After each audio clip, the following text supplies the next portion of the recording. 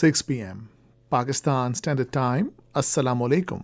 This is Radio Pakistan. The news read by Hassan Gilani. First, the headlines.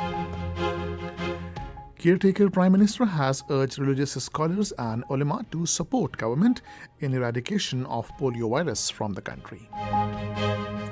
Pakistan and Iran have emphasized the importance of mutual cooperation in economic sectors, especially in the scope of Economic Cooperation Organization. The army commanders have resolved that all terrorists, their facilitators and abettors working to destabilize Pakistan will be dealt with full might of the state. Foreign Office says Pakistan's diplomatic efforts are aimed at building relations with all countries of the region and the world.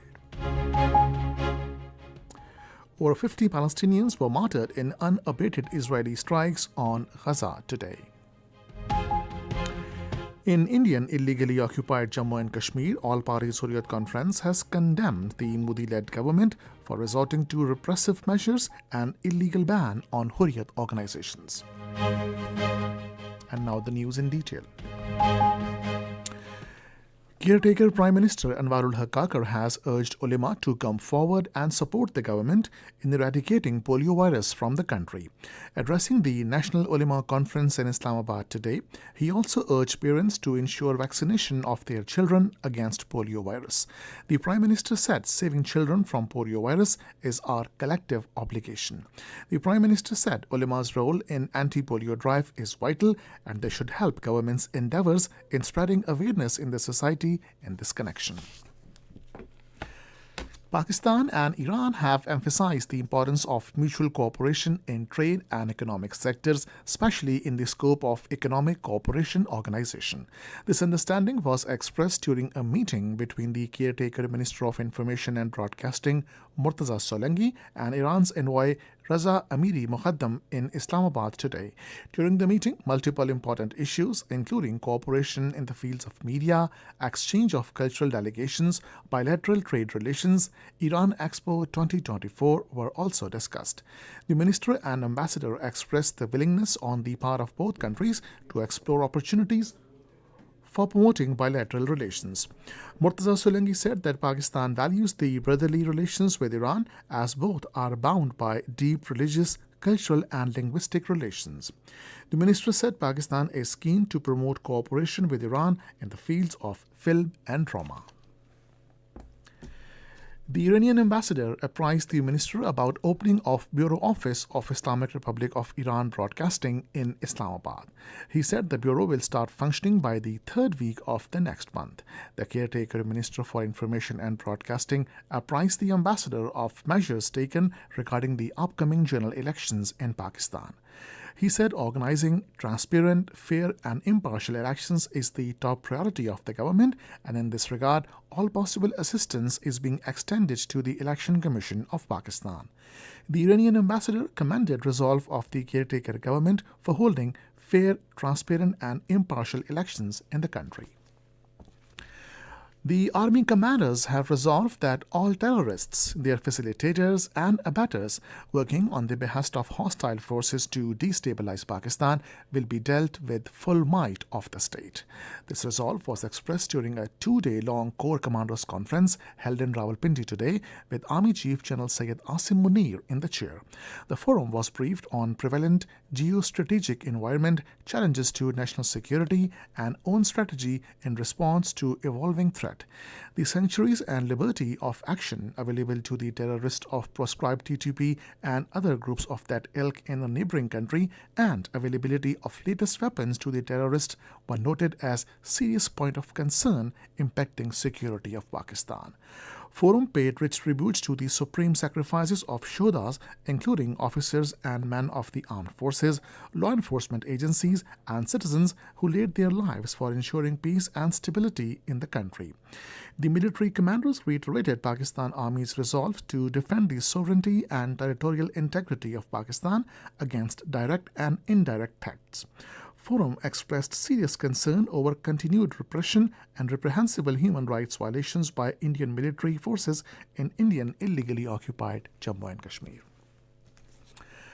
Pakistan would keep supporting its Kashmiri brethren with all political, moral, and diplomatic support for the resolution of Kashmir issue, according to international law and relevant UN Security Council resolutions. The forum expressed full solidarity with the people of Palestine and condemned serious human rights violations and war crimes being perpetrated in Gaza, while reiterating government's stance of demanding an immediate ceasefire in Gaza and peaceful resolution of the ongoing conflict. It also noted that requisite and necessary support will also be extended to Election Commission of Pakistan for forthcoming general elections. The Army Chief on the occasion stressed the need for continuously maintaining operational excellence in cognitive and physical realms and pursuit of high standards of motivation and training. This is Radio Pakistan. Foreign Office says the outgoing year 2023 remained an active year for Pakistan's diplomacy. At a roundup media briefing in Islamabad today, Foreign Office spokesperson Mumtaz Zahra Baloch said Pakistan's diplomatic efforts are aimed at building relations with all countries in all regions of the world with frequent high-level exchanges and visits. She said Pakistan continued its efforts to pursue political and sectoral dialogues to institutionalize bilateral partnerships and also pursued active multilateral diplomacy during the outgoing year.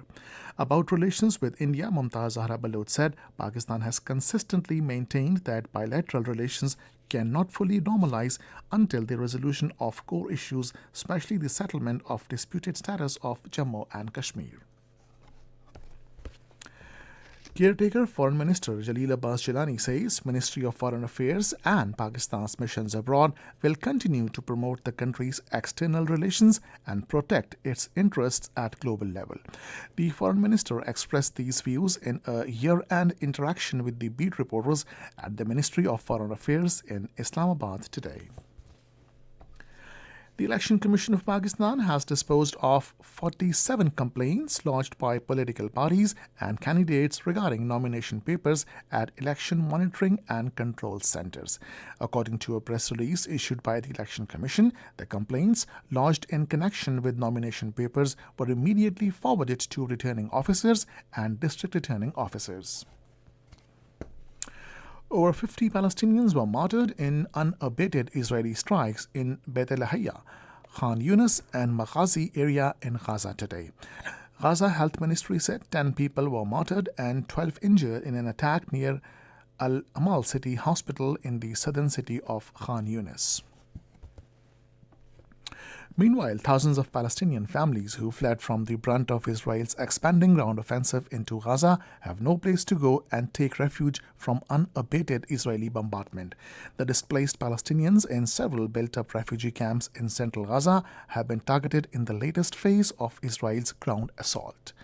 The UN Humanitarian Office says on foot or riding donkey carts loaded with belongings, a stream of people has flown into Deir al-Balah, a town that normally has a population of around 75,000. In Indian illegally occupied Jammu and Kashmir, the All-Party Hurriyat Conference has condemned the Narendra Modi-led government for resorting to repressive measures and illegal ban on Hurriyat organizations. According to Kashmir Media Service, the APHC, in a statement issued in Srinagar, said the Modi regime's latest nefarious action of banning the Jammu and Kashmir Muslim League is another act of brazen terrorism.